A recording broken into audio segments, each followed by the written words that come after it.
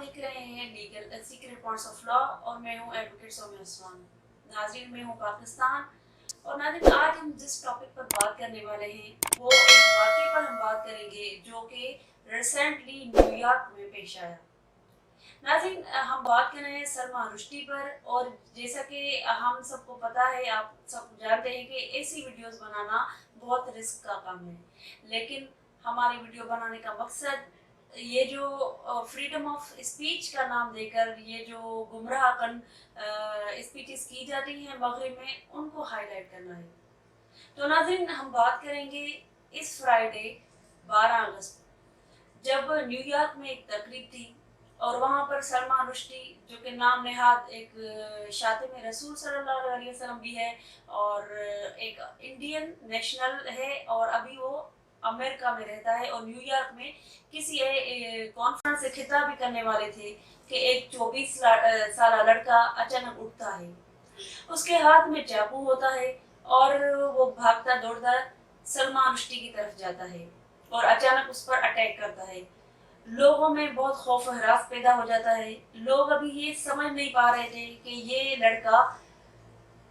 सलमान रुश्दी से मिलने जा रहा है या उसको मारने जा रहा है, लेकिन वहाँ पर एक डॉक्टर भी भाप लेता है और फिर ये मालूम होता है कि उसने चाकू से वार करके सलमान रुश्दी पर अटैक किया है। उस लड़के की जो उम्र है वो 24 साल और उसके जो हेयर कटिंग है वो ट्रेंड होते हैं। फिर सिक्योरिटी गार्ड भी आते हैं, पुलिस भी पहुंच जाती है और सब लड़के को अरेस्ट करती है और सलमान रुश्दी को उस वक्त जो वहाँ पर डॉक्टर मौजूद थे वो देखते हैं उसको और देखते हैं कि उसका लिवर और एक आँख बहुत शदीद मुतासिर हुई है और वहाँ से उसको हॉस्पिटलाइज किया जाता है। नाज़रीन, ये बात है 1988 की, जब सलमान रुश्दी ने, वैसे तो ये है काफ़ी किताबों के मुसन्निफ हैं और काफ़ी तरह की किताब इन्होंने लिख रखे हैं, लेकिन उन्होंने एक बुक लिखी जिसका नाम था सेनेटिक वर्सेस और ये जो किताब थी वो बहुत कंट्रोवर्शियल हुई और मुसलमानों के बहुत ज़्यादा जज्बात इसमें मजरूह हुए, क्योंकि जो मगरिब है वहाँ पर एक जो राय होती है, अक्सरियत राय, वो कहने हैं ह्यूमन को बहुत ज़्यादा फ्रीडम दी जाए। फ्रीडम ह्यूमन बीइंग का एक राइट है, freedom of speech, freedom of association या फ्रीडम ऑफ थॉट्स, लेकिन वहाँ जहाँ पर फ्रीडम है वहाँ पर रेस्ट्रिक्शन भी है। वो हम आगे चलकर हम बात करेंगे उस पर। लेकिन वो जब बुक लिखी तो वो बहुत ज़्यादा कंट्रोवर्शियल हुई, मुसलमानों के दीन पर हमले किए गए, हमारे जो मुक़द्दस किताब है कुरान पाक उस पर हमला किया गया और उसके गुस्ताखाना जो भी उसमें राइटिंग थी उसको लेकर पूरी दुनिया के मुसलमानों ने एहतजाज किया। ना सिर्फ मुसलमानों ने बल्कि जो सोचने वाले लोग थे और जो बाशूर लोग थे, चाहे वो नॉन मुस्लिम थे, उन सब ने भी भरपूर मजम्मत की इसकी। और ये 1988 की बात थी। फिर उन्होंने अपने बुक में आयतुल्लाह खुमैनी का भी हवाला दिया कि इस्लाम को वो आयतुल्लाह खुमैनी साहब गलत रंग दे रहे हैं। आगे चलकर नाज़रीन, आयतुल्लाह खुमैनी जो कि ईरान का सुप्रीम लीडर भी था, उन्होंने 14 फरवरी 1989 में एक फतवा जारी किया। फतवे में ये कहा कि जो भी सलमान रुश्दी को मारेगा, क्योंकि हम जो मुसलमान हैं हम अपने प्यारे नबी सल्लल्लाहु अलैहि वसल्लम से मोहब्बत करते हैं और जो भी इस गुस्ताखी करेगा हमारे प्यारे नबी सल्लल्लाहु अलैहि वसल्लम की, तो हमारा ईमान है कि उसको उसका जो सर है वो कलम किया जाए। तो उन्होंने एक फतवा दिया कि सलमान रुश्दी का जो भी मुसलमान, फिर वो किसी भी स्टेट का रहने वाला हो, जो भी इसको मारेगा इसका खून जो है उस पर माफ होगा और इस लड़ाई में अगर कोई मुसलमान शहीद भी हो जाता है तो वो सीधा सीधा जन्नत पे जाएगा। और आयतुल्लाह खुमैनी साहब ने रिवार्ड का भी ऐलान किया, जो कि 3 करोड़ रिवार्ड रखे गए थे कि जो भी सलमान रुश्दी को कत्ल करेगा उसको, अगर जिंदा वो बच गया, अगर वो उस जंग में मारा जाएगा तो वो शहीद होगा और सीधा जन्नत में जाएगा, अगर बच गया तो उसको 3 करोड़ पाकिस्तान रुपीस में उसको रिवार्ड दिया जाएगा। नाज़रीन, इस फतवे के बाद वैसे फतवे के बाद सलमान रुश्दी को प्रोटेक्शन भी दी जा रही थी, क्योंकि उसकी जान को ख़तरा भी हो गया था,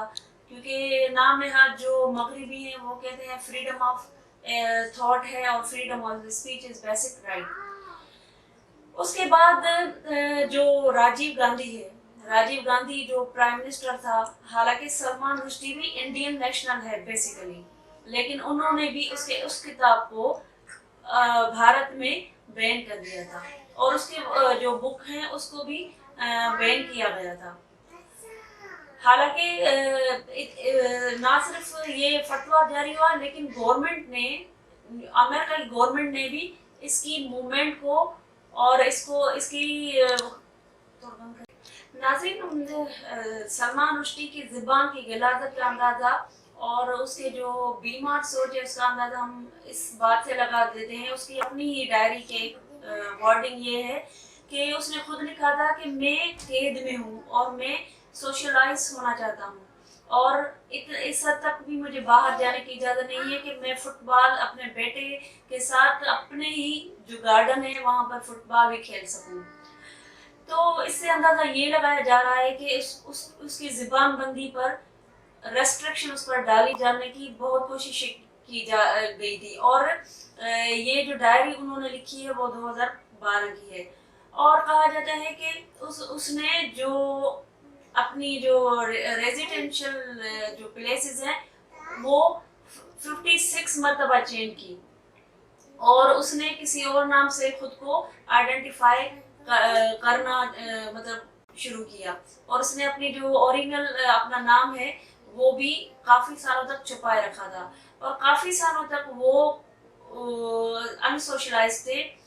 फिर अभी रिसेंटली कुछ सालों से ही वो सोशल लाइफ की तरफ वापस आ रहे थे। नाज़रीन, आज अभी हम बात करेंगे जो फ्रीडम ऑफ स्पीच की या फ्रीडम ऑफ थॉट की। तो जो United declaration of human rights charter है, उसमें जो फ्रीडम ऑफ रिलीजन है उसमें लिखा गया है कि भाई हर किसी को अपने मज़हब को ओन करने का राइट है, लेकिन दूसरे को किसी के मज़हब के बारे में हमला करने का या उसकी तजलील करने का राइट नहीं दिया गया। जहाँ पर राइट होते हैं वहाँ पर लाइबिलिटी भी होती है। जैसा कि हमारे कॉन्स्टिट्यूशन ऑफ पाकिस्तान में अगर आप आर्टिकल 9 को देखें तो फ्रीडम ऑफ स्पीच हमें देता है, हमें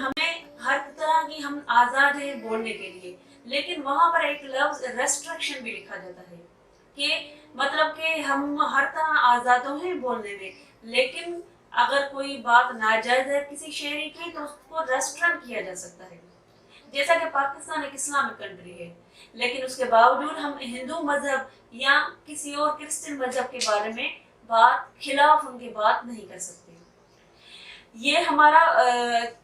जो फ्रीडम नहीं है, ये फ्रीडम ऑफ स्पीच नहीं है कि हम जो भी किसी मज़हब पर अटैक करें। सिमिलरली जो यूनाइटेड